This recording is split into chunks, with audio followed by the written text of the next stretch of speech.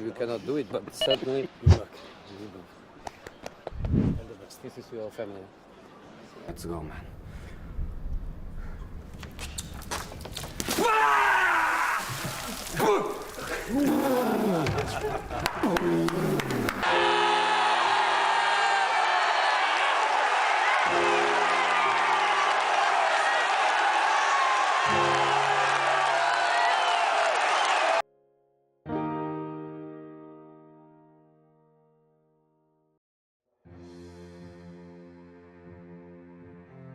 첼시의 아침이 부산스러웠습니다.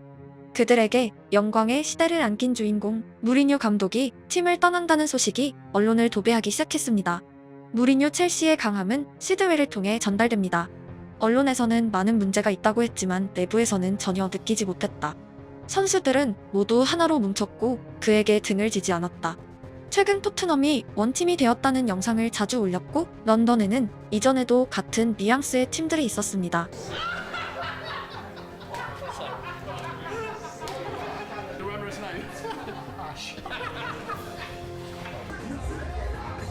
첼시는 원팀이었고 유럽을 제패했었습니다.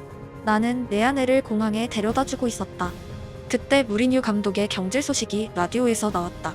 무리뉴 감독이 작별 인사를 할 때 정말 기분이 이상했다. 누가 죽은 것 같은 기분이었다. 시드웰의 회상은 긴박했던 하루를 담고 있습니다. 로만과 무리뉴가 만든 왕국은 하룻밤 사이에 거품처럼 사라졌습니다. 드록바, 램파드, 테리처럼 강한 성격을 갖고 있는 선수들이 바닥에서 주저앉아 눈물을 흘리는 모습을 보는 건 정말 이상한 기분이었다. 나도 화가 났었다. 역사를 남긴 첼시의 전사형 선수들은 그렇게 무리뉴를 보냈습니다. 성취만 가득했던 그들의 라커룸 마지막 기억은 다 큰 남자들이 주저앉아 흘린 눈물이었습니다. 이것이 무리뉴란 남자의 힘이었습니다. 그리고 첼시란 팀의 저력이었습니다. 화려한 시대의 일장은 그렇게 종지부를 찍었습니다. 많은 사람들이 토트넘과 아스널의 라이벌리만큼 토트넘과 첼시의 관계를 특이하게 생각합니다. 트로피 숫자로는 그들을 라이벌로 묻기 어렵기 때문입니다. 하지만 경영난에 빠졌던 첼시를 로만이 인수한 2000년대 초반까지 두 팀의 트로피 개수는 같았습니다. 수십 년간 우승을 거두지 못한 런던의 두 팀은 아스널이란 강자와 비교해서 오히려 EPL 역사 안에서 더욱 강하게 연결될 수밖에 없던 이유입니다. 특히 로만 시대 이전까지 첼시는 오랜 암흑기에 빠져 있었고 리그 성적은 오히려 토트넘이 앞서 있었습니다. 무리뉴가 오고 첼시 팬들 입장에선 오래도록 자신보다 강했던 팀을 압도하는 성적을 올리며 쾌감을 맛봤고 토트넘 입장에선 부자 구단주의 등장으로 갑자기 강해져버린 첼시와의 맞대결이 아스널전만큼 중요해지기 시작했습니다. 토트넘이 레스터와 잠시 우승을 경쟁했던 시기 첼시의 아이콘이었던 아자르는 레스터의 우승을 희망하고 있었습니다. 토트넘과 첼시 선수단은 언제나 상대팀의 패배를 바래왔고 맞대결이 펼쳐지면 당연한 듯 전투가 펼쳐졌습니다. 로메로는 자주 거칠었지만 첼시전에선 특히 불타올랐습니다. 머리채 잡기는 모르긴 몰라도 그가 은퇴하고 난 이후에도 그의 성격을 표현하는 한 장으로 오래 남을 사진입니다. 아스널과 토트넘 연고지 거주자들은 적어도 북런던이란 동일 지역의 특성상 유사점이 상당히 많습니다. 하지만 토트넘과 첼시는 다릅니다. 북런던과 서런던은 거주지 환경, 소득 수준, 인구의 특성, 직업의 종류 등 많은 부분에서 차이가 있습니다. 심지어 팀의 근간이 됐던 코어 팬의 특성은 상극에 가깝습니다. 토트넘 팬들은 강력한 훌리건들이 있는 클럽에 비해 비교적 사고를 치지 않는 편입니다. 그들이 역사상 가장 큰 사투를 펼친 기억은 오래전 잉글랜드와 독일의 A매치가 펼쳐진 그날 독일의 깃발을 팬들의 힘으로 철거해버린 사건입니다. 깃발에 보이는 선명한 심볼은 그들이 왜 그렇게 전투적이었는지 보여줍니다. 토트넘의 코어 팬들에는 유대계가 다수 포함되어 있었습니다. 반대로 첼시의 수많은 팬 중 헤드헌터스라는 집단이 있습니다. BBC 기자인 도널 맥클린타이어는 그들의 문신을 새기고 집단에 위장 잠입하여 그들이 네오나치와 연결되어 있다는 사실을 밝혀냅니다. 헤드헌터스의 리더 제이슨 메리노는 징역 6년형을 선고받았습니다. 헤드헌터스는 당연히 반유대주의 성향을 가지고 있습니다. 토트넘의 유대계 스타 스티브 아치볼드를 향한 첼시의 노래는 굴뚝의 유대인이라는 제목의 혐오스런 노래였습니다. 아스널과 토트넘의 라이벌리가 축구에 한정되어 있다면 첼시와 토트넘의 관계는 훨씬 다복합적이고 역사적이었던 이유입니다. 비교적 현재에도 첼시 팬들은 인종차별주의자라는 고정관념을 가진 잉글랜드 팬들이 많고 첼시를 비난하는 노래들 대부분은 그 포인트를 가사로 사용하고 있습니다.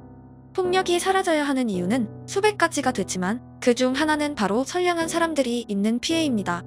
첼시의 모든 팬들이 네오나치는 당연히 아닙니다. 선량한 사람들, 아이들 또한 서론던에 거주하고 있고 역사, 정치와는 무관하게 자연스레 자기가 태어난 지역의 팀을 응원하는 사람들이 훨씬 더 많습니다. 공교롭게도 첼시에게 영광을 안긴 구단주 로마는 러시아계 유대인입니다. 첼시의 훌리건 입장에선 그들이 그토록 다퉜던 유대인에 의해 팀의 영광의 시대를 맛봤습니다.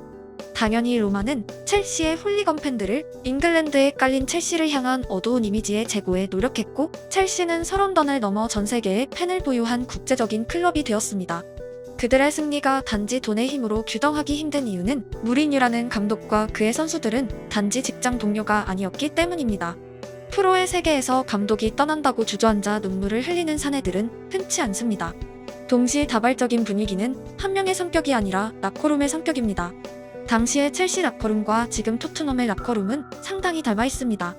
포스텍 감독이 부임했고 주장이 바뀌었고 일부 선수가 아닌 대부분의 선수들이 동시다발적으로 스텝업을 이루고 있습니다. 거대 파벌보단 팀 승리라는 단일 목표가 있고 슈퍼스타와 어린 선수가 동등한 경쟁을 하고 장난치고 웃고 편안한 분위기를 만들고 있습니다. 첼시는 지난 3번의 이적 기간 동안 무려 10억 파운드라는 돈을 지출했습니다. 포스텍 감독은 첼시전을 앞두고 비싼 팀에 대한 부정적인 의견을 밝혔습니다.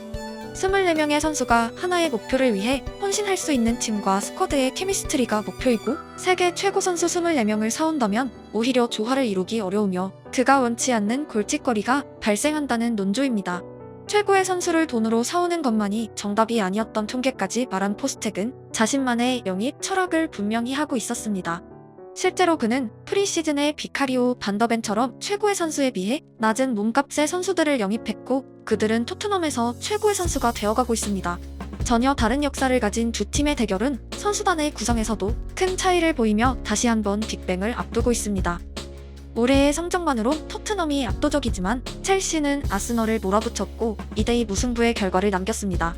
라이벌전에는 시즌 성적이 담지 못하는 특별함이 있고 양팀 모두 승리를 장담하기는 어렵습니다. 손흥민은 의외로 첼시와 상당한 숫자의 링크설이 떴던 기억이 있습니다. 그의 성향을 고려하면 라이벌팀으로의 이적 가능성은 희박해 보이지만 구단뿐 아니라 첼시의 팬들도 토트넘 선수 가운데는 유독 손흥민을 언급하는 경우가 많았습니다. 하지만 이번에도 어김없이 손흥민의 양발은 첼시의 골문을 정조준하고 있습니다.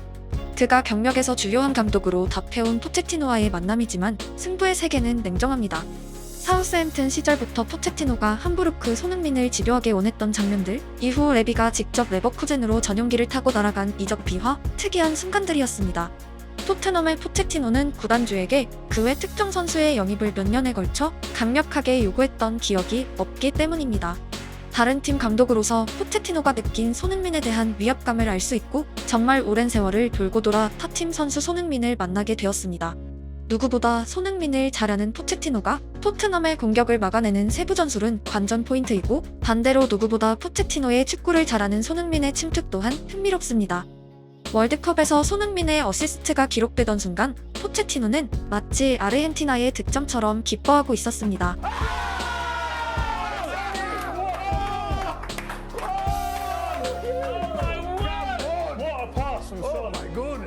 같은 순간 첼시 벤치 포체티노는 전혀 다른 표정을 보일 것입니다.